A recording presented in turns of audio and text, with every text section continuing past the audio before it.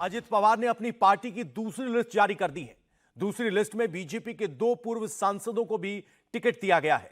विवादों में रहे नवाब मलिक की बेटी सना मलिक को भी टिकट दिया गया है। अजित पवार ने कांग्रेस को झटका देते हुए बांद्रा ईस्ट से विधायक जीशान सिद्दीकी को अपनी पार्टी से टिकट दिया है। टिकट मिलने के बाद जीशान सिद्दीकी ने बड़ी जीत का दावा किया। क्या वो अपने पिता की हत्या के बाद सहानुभूति वोट के सहारे बांद्रा ईस्ट में बड़ी जीत हासिल कर पाएंगे या ठाकरे सेना अपना पुराना गढ़ छीन लेगी?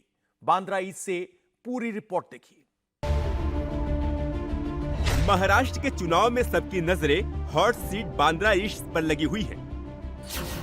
यहां से अजित गुट ने कांग्रेस के निवर्तमान विधायक जीशान सिद्दीकी को उतारा है।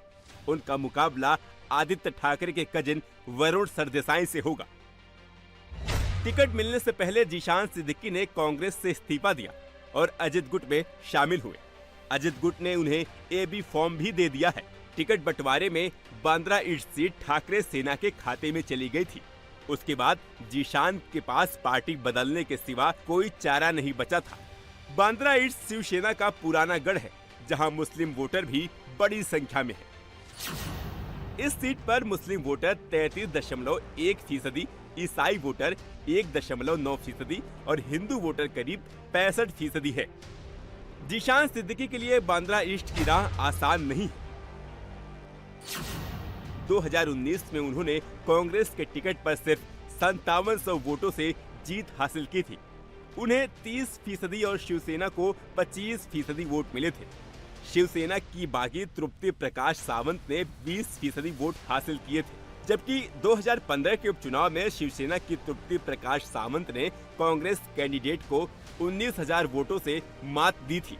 2014 के चुनाव में शिवसेना के प्रकाश सावंत ने 15,500 वोटों से बड़ी जीत हासिल की थी।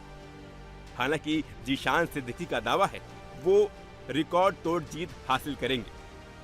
देखिए, जब कठिन समय आता है तो बहुत से चेहरे के रंग बदलते हुए दिखते हैं और हमें भी बहुत रंग बदलते हैं। वो राजनीति में भी है और राजनीति के बाहर भी है। बहुत चेहरे जो है उनका रंग बदलता हुआ देखा है, पर मेरे पिताजी ने मुझे यही सिखाया है कि जो लड़ता है और अंत तक लड़ता है उसकी हमेशा जीत होती है। और हमने कभी किसी का बुरा नहीं किया है, लड़ाई की है लोगों के लिए, गरीबों के लिए, और वही करते आ रहे हैं। महाविकास आघाड़ी ने बीच में भी इस कठिन समय में भी बहुत झूठे वादे किए, हिपोक्रेसी की सीमा पार की और फिर ऐसे ही कैंडिडेट अनाउंस कर दिया। कोई कह रहे थे अनअपोज करेंगे, कोई ये करेंगे, रिस्पेक्ट देंगे, वो देंगे। मैं ठीक है, मुझे लड़ाई से तो कोई परहेज नहीं है क्योंकि पूरी जनता मेरे साथ है और एक रिकॉर्ड ब्रेकिंग विक्ट्री अब इस बार बांद्रा ईस्ट से देखेंगे और मुझे इसका यकीन है और उम्मीद है। बांद्रा ईस्ट में जीशान सिद्दीकी की टक्कर वरुण सरदेसाई से होगी, जो उद्धव ठाकरे के साढ़ू के बेटे हैं। वरुण सरदेसाई इस सीट पर कई साल से एक्टिव हैं। अगर शिवसेना का बेस वोट और हिंदुत्व वोट नहीं टूटा तो वरुण सरदेसाई बांद्रा ईस्ट पर जीशान सिद्दीकी को कड़ी टक्कर देंगे। हालांकि चुनाव से ठीक पहले बाबा सिद्दीकी की हत्या से जीशान सिद्दीकी को सहानुभूति वोट मिल सकते हैं। मेरी बहन के लिए मेरे पिताजी थे, मेरी माँ के लिए उनके पति थे, तो हमने तो उनको एक अलग ही रूप में हमेशा देखा है, हंसते खेलते देखा है, हमेशा घर पे साथ में डिनर करते हुए देखा है। तो वो जो पल है तो वो वापस कभी आएंगे नहीं, मगर उनके लिए जो न्याय है वो लड़ाई हमें ज़रूर लड़नी है।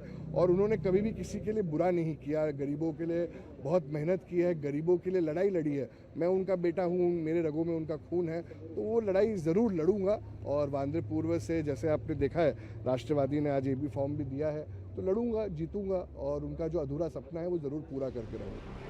अजित पवार की दूसरी लिस्ट में कई और सरप्राइज हैं। बीजेपी के पूर्व सांसद संजय पाटिल को अजित पवार ने तास गांव से उतारा है। बीजेपी के एक और पूर्व सांसद प्रताप पाटिल को लोहा सीट से उतारा है। अजित पवार ने पहली लिस्ट में 38 कैंडिडेट घोषित किए थे, दूसरी लिस्ट में 7 कैंडिडेट घोषित किए हैं। अब तक वो 45 कैंडिडेट घोषित कर चुके हैं। सीट बंटवारे में उन्हें 55 से 57 सीट मिली है। जल्द ही वो तीसरी लिस्ट जारी करेंगे। महाराष्ट्र के चुनाव में सना मलिक नाम की चर्चा खूब है। आखिर कौन है सना मलिक? अणुशक्ति नगर विधानसभा सीट से उन्हें क्यों फेवरेट माना जा रहा है? क्या है वहां के समीकरण? एक डिटेल इस रिपोर्ट में। अजीत पवार ने मुंबई की अणुशक्ति नगर सीट से दागी नेता नवाब मलिक की बेटी सना मलिक शेख को मैदान में उतारा है। अणुशक्ति नगर सीट सना मलिक के पिता नवाब मलिक का मजबूत गढ़ मानी जाती है।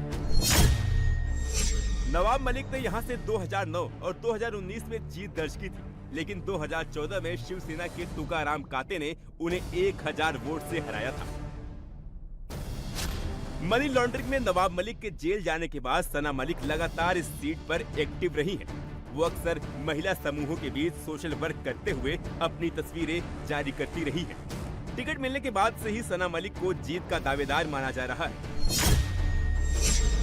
अणुशक्ति नगर सीट पर मुस्लिम वोटर करीब 28.8% है, जबकि हिंदू वोटर करीब 70% है। अजीत पवार ने उन्हें टिकट का वादा कई महीने पहले कर दिया था। तभी से सना मलिक अक्सर चौपाल लगाकर वहां अपना आधार मजबूत करने में जुट गई थी। उन्होंने आर्किटेक्चर और लॉ की पढ़ाई की है। उनकी शादी बिजनेसमैन मोहिद्दीन शेख से हुई है। उनकी दादा मियां इंफ्रास्ट्रक्चर प्राइवेट लिमिटेड नाम की कंपनी है, जिसमें सना मलिक पार्टनर है। उनके 2 बच्चे हैं। सना मलिक रहबर फाउंडेशन नाम का एक ट्रस्ट चलाती है, जो जरूरतमंदों की मदद करता है। सना मलिक के प्रोफाइल में जो उनकी सबसे बड़ी ताकत है, वही सबसे बड़ी बाधा भी बन सकती है। पिता नवाब मलिक की तैयार की हुई सियासी जमीन पर वो चुनाव में उतरी है, लेकिन नवाब मलिक पर डॉन दाऊद इब्राहिम से कनेक्शन होने के आरोप है। ऐसे में बीजेपी का बेस वोटर उनके खिलाफ जा सकता है।